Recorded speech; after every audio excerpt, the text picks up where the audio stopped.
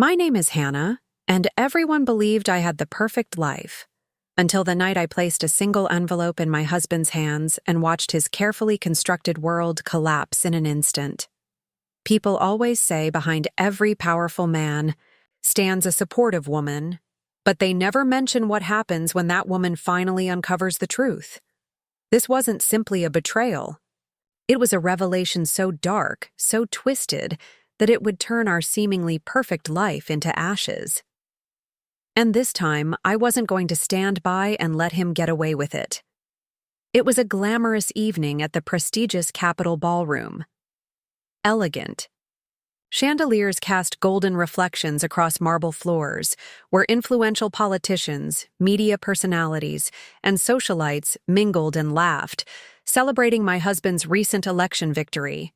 Ethan Davis had just become the state senator, a rising political star, admired for his charisma, sharp intellect, and flawless reputation. And then there was me, Hannah Davis, his devoted wife, the woman who left behind her promising career in journalism to stand quietly by Ethan's side. Over 14 years of marriage, I'd planned countless fundraisers, charmed influential donors, and raised our two beautiful children, Ava and Liam. "I owe everything to Hannah," Ethan would declare during his campaign speeches, his practiced smile radiating sincerity. Without her support, none of this would have been possible. Our community in the exclusive Willow Creek Estates often referred to us as the perfect Davises, an enviable couple living the quintessential American dream. Tonight, that dream was about to crumble in front of hundreds of witnesses from across the room. I spotted Ethan confidently shaking hands and posing for pictures, his arm wrapped possessively around Alexis Monroe's slender waist. Alexis, his campaign manager, a sharp and ambitious 30-year-old with emerald green eyes, who had spent countless evenings strategizing with Ethan, long after I put the kids to bed alone. My heartbeat quickened as I moved purposefully through the crowd, my stilettos clicking decisively against polished marble. The chatter around me faded into a distant hum as my entire focus shifted to Ethan. He turned toward me, his confident grin faltering for a brief second, replaced swiftly by practiced charm. "Hannah," Ethan said, forcing a pleasant tone. "What? A nice surprise. Alexis and I were just discussing how wonderful everything turned out tonight." "I'm sure you were," I replied softly, a faint smile playing on my lips. Alexis shifted uncomfortably, sensing something was off, but Ethan remained oblivious, caught up in the power and prestige surrounding him. "Listen, Hannah, I know things have been stressful lately with the election, but it's finally over," Ethan continued. "We should celebrate." "Oh, I intend to," I said calmly, reaching into my purse and removing the cream-colored envelope. My hands didn't tremble, my voice didn't waver. "Congratulations on your victory, Ethan. You earned every bit of this." I placed the envelope firmly in his hand. Ethan glanced down curiously, then back at me.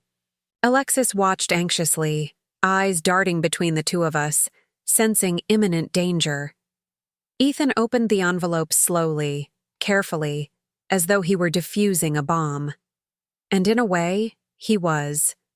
His confident expression vanished instantly, replaced by confusion, then disbelief, and finally panic. The envelope contained a DNA test confirming something Ethan never expected. Our son, Liam, the child Ethan proudly displayed during campaign rallies and family interviews, wasn't biologically his, a secret he himself had orchestrated without my knowledge, betraying my trust in the most unimaginable way. What is this?" Ethan whispered, his voice barely audible, color draining from his face. "That," I replied steadily, maintaining eye contact, "is your carefully hidden truth finally catching up with you. Did you really think I wouldn't find out?" Around us, the crowd fell silent, sensing the explosive tension unfolding before their eyes. Cameras subtly lifted, capturing every word, every expression. Ethan's gaze flicked desperately to Alexis, whose eyes widened in shock, clearly unaware of this revelation. "How could you do this here, Hannah?" Ethan's voice quivered with anger and humiliation. "Because you built your career on honesty, integrity, and family values, Ethan?" I answered calmly, never breaking his gaze. "It's only fitting that everyone sees exactly what kind of man you really are." The whispered conversations surged around us as Ethan stood frozen, his perfectly orchestrated life beginning to unravel rapidly. The powerful Senator Ethan Davis had just been exposed in the worst possible way by the one person who had made everything possible in the first place, and this was only the beginning. That's how my marriage ended, not with loud arguments or explosive confrontations, but with a quiet yet powerful revelation. Yet, to truly understand why I chose this moment, you have to go back a bit, back to when the cracks first appeared in our seemingly flawless life. Looking back now, I should have recognized the warning signs. Ethan's campaign meetings grew, longer, stretching late into the night. He started skipping family dinners, constantly claiming that campaign obligations required his presence elsewhere. At first I dismissed it, believing the sacrifices were temporary, just a small price for the greater good, for our family's bright future. After all, Ethan Davis was destined for greatness, and I had vowed to support him through every challenge. But slowly, subtly, distance crept between us. Conversations that once lasted hours now reduced to brief exchanges about schedules, the children's routines, or public events we were obligated to attend. Ethan had always been ambitious, but ambition had slowly transformed into something colder, more ruthless. My sister, Caroline, noticed first. "Be careful, Hannah," she cautioned gently one afternoon. "Power changes people. Don't lose yourself supporting someone else's dreams." I waved off her concerns, convinced our bond was strong enough to withstand anything. I was wrong. The first unmistakable crack in Ethan's facade appeared on a mundane Thursday afternoon. I was checking his schedule to coordinate an upcoming fundraiser, something I'd done countless times before. His phone vibrated beside me on the kitchen counter, displaying a message from Alexis Monroe. "Last night was amazing. How much longer? Until you leave her?" My heart dropped instantly, shattering the illusion I'd carefully constructed for myself. Hands shaking, I opened his phone, feeling like an intruder in my own marriage. Text after text confirmed what I desperately wanted to deny. Intimate messages, secret rendezvous, cruel jokes about my supposed cluelessness. Each one felt like a dagger through my chest. I quietly returned Ethan's phone exactly where I'd found it, pouring his morning coffee as usual, kissed him goodbye, and waited until he drove away before breaking down completely. But the affair, painful as it wasn't the worst betrayal I discovered. What came next changed everything. Determined to understand the full scope of Ethan's deception, I hired a private investigator named Miles Parker, a discreet and thorough professional. Within days, Miles revealed something I never anticipated. Large financial transactions to an obscure entity called Crescent Hill Holdings, transactions Ethan had deliberately hidden from me. Digging deeper, Miles uncovered Alexis Monroe's true identity. Alexis Carter, daughter of Robert Carter, Ethan's political rival from 5 years ago. Robert Carter had been a formidable opponent, favored to win until a devastating scandal mysteriously surfaced, forcing him out of the race. Alexis had spent years methodically embedding herself in Ethan's campaign to exact revenge, aiming to destroy his marriage and career from within. But Alexis's hidden revenge plot was only part of Ethan's twisted narrative. The most devastating truth emerged when I recalled our struggles to conceive our youngest child, Liam. Ethan had pushed for fertility treatments, citing urgency due to his political ambitions and the ideal image of a complete, happy family. Trusting him completely, I'd undergone the painful procedures without question. never suspecting he'd secretly arranged to use a donor to avoid passing along a hereditary genetic condition, a condition Ethan feared could jeopardize his flawless political image. Liam, the son he proudly showcased to the media, was never biologically his. The revelation crushed me. Ethan had deprived me of choice, violated my trust in the most profound way possible, all to protect his carefully crafted reputation. It was in that moment, alone in our silent home, surrounded by photos of a seemingly happy family, that my sadness crystallized into steely resolve.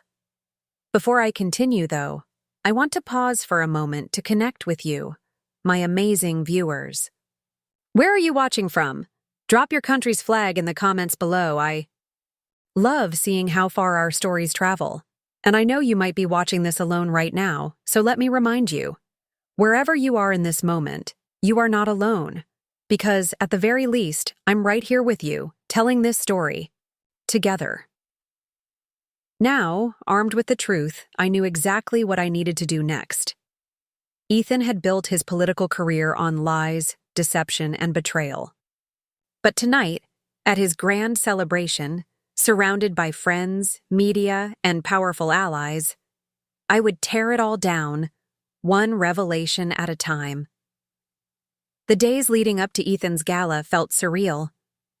Outwardly, I maintained the image of a supportive wife, smiling politely at public events, managing household routines, comforting our children as they questioned their father's increasing absence.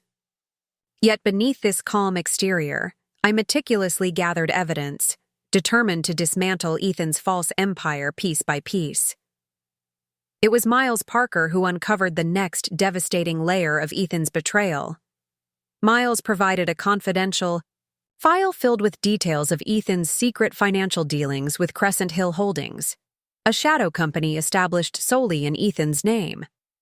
Over the past 3 years, nearly $500,000 had quietly vanished from our joint accounts into this mysterious company, funneling funds through obscure offshore accounts to evade detection. It was no longer simply an affair or hidden family secret. This was financial fraud at the highest level, involving powerful political donors and unethical campaign contributions. Determined to build an airtight case, I contacted Amanda Ellis, an attorney renowned for handling high-profile political scandals. Amanda's advice was direct and precise. Document everything meticulously. "This isn't just a divorce, Hannah," she warned me solemnly. "This will be war, and you need to be ready." Taking her words to heart, I spent sleepless nights combing through Ethan's office, quietly photographing incriminating documents, messages, and bank statements. Each discovery further cemented my resolve, transforming my pain into something colder and sharper: purpose. However, even these financial revelations paled compared to the personal betrayal still awaiting me. Late one evening, Miles Parker delivered one final shocking piece of evidence. Alexis Monroe, it turned out, wasn't merely Ethan's mistress or the daughter of his ruined political rival. She was pregnant with Ethan's child. My heart seized. In my chest, anger and sorrow fighting for dominance as I studied ultrasound photos and emails between Ethan and Alexis, casually discussing plans for their new family after he left me. Suddenly, everything made painful sense. Ethan's increasing absence, his emotional distance, his subtle cruelty disguised as stress from political pressures. This wasn't just ambition or misguided lust. It was calculated cruelty, a plan to discard me completely once I'd fulfilled my role in his rise to power. My devastation turned swiftly into determination. Ethan's public persona rested entirely on his supposed integrity, family values, and moral leadership. I realized that revealing only parts of his deceit wouldn't be enough. I needed undeniable proof, presented publicly, clearly, and dramatically, leaving him nowhere to hide. Quietly, I arranged a meeting with Alexis herself, choosing a discreet cafe far from prying eyes. She arrived tense, wary, visibly uncomfortable. I wasted no time with pleasantries. "I know who you are, Alexis. Or should I call you Alexis Carter?" I said calmly, watching her face turn pale. "I know about your father, your revenge, and the baby." Alexis stared at me in shock, clearly unprepared. "Hannah, listen, I never meant—" "Don't bother," I interrupted gently yet firmly. "I don't blame you for wanting revenge against Ethan, but you chose to hurt me and my children in the process, and that's something I can't forgive." Her eyes filled briefly with genuine regret before turning cold. "What do you want? From me?" "Nothing," I replied calmly. "But I thought you deserved to know that Ethan isn't the man you think he is either. He'll sacrifice you as easily as he sacrificed me." She shook her head defiantly, but doubt flickered across her features. Without another word, I left the cafe, knowing I'd planted the seeds of uncertainty. Alexis might have set out to destroy Ethan, but her emotions had blurred the line between revenge and affection. Now she too had to face the truth. As Ethan's prestigious gala drew near, I knew the moment had finally arrived. Tonight, I would confront him publicly, armed with the truth about his affair, hidden finances, fertility sabotage, and Alexis's pregnancy. Every lie he'd ever told would unravel before his supporters, colleagues, and the media, the same people whose approval he valued more than his own family. Stepping into the ballroom that night, surrounded by opulence, power, and prestige, I felt an unexpected sense of calm. Ethan believed himself untouchable, his secrets safely buried beneath lies and deception. But tonight, his past would finally catch up with him, and he'd be forced to face the consequences he so thoroughly deserved. The grand ballroom buzzed with excitement as Ethan confidently stepped onto the stage, basking in thunderous applause and flashing cameras. His carefully rehearsed smile radiated charm and sincerity, flawlessly masking the darkness beneath.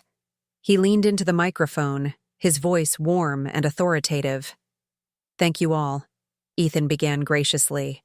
"Tonight marks not just a personal victory, but a victory for integrity, honesty, and family. The core values I have always strived to uphold." I stood quietly near the back of the room, waiting patiently for the perfect moment. Ethan continued his heartfelt speech, praising supporters, emphasizing family, and speaking earnestly of trust. Each word strengthened my resolve. When he finally finished, applause erupted once more, and Ethan descended from the stage, accepting handshakes, congratulations, and smiles from influential guests. Alexis stood nearby, proudly at his side, still, believing in the fantasy he'd carefully crafted for her. My heart quickened. This was the moment. Taking a steady breath, I moved purposefully through the crowd, my eyes locked firmly on Ethan. Conversations quieted, eyes turned curiously toward me, sensing drama unfolding. Ethan turned, and his smile immediately faltered when he saw my calm, determined expression. Alexis stiffened beside him, suddenly cautious. "Hannah," Ethan began uncertainly, attempting his usual charm. "Is everything all right?" "No," I replied, my voice calm but firm, echoing clearly enough for everyone nearby to hear. "But it's about to be." Ethan's smile vanished, replaced by nervous confusion. He glanced anxiously at Alexis, whose eyes narrowed suspiciously. From my purse, I removed several documents, each carefully prepared and organized. "You spoke eloquently about integrity, Ethan. But perhaps it's time everyone here learned just how honest and trustworthy you really are." Murmurs spread through the crowd as I calmly presented the DNA results first, my voice steady. "Your son, Liam, the child you proudly claimed as your own, isn't biologically yours. You secretly arranged a sperm donor to protect your political reputation, depriving me of any choice or knowledge." Ethan's face paled dramatically, eyes widening in shock. Alexis stared at him, stunned, clearly unaware of this betrayal. Before he could speak, I continued, laying the financial records next to the DNA results. Then there's Crescent Hill Holdings, I explained clearly, addressing the now captivated audience. A shell company Ethan created to hide nearly half, $1 million, diverting campaign funds illegally to offshore accounts. Gasps echoed throughout the ballroom, Ethan shaking his head desperately, panic now replacing confusion. Hannah, this isn't...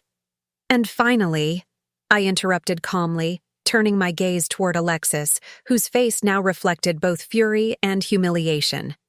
There's Alexis Monroe, or rather, Alexis Carter, daughter of Robert Carter, Ethan's former political rival.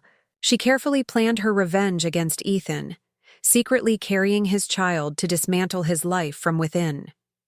Cameras flashed furiously as Ethan staggered backward, overwhelmed by the crushing weight of exposure. Alexis abruptly stepped away, from him, eyes filled with bitter realization and rage. You destroyed everything yourself, Ethan, I stated firmly, my voice clear and unwavering.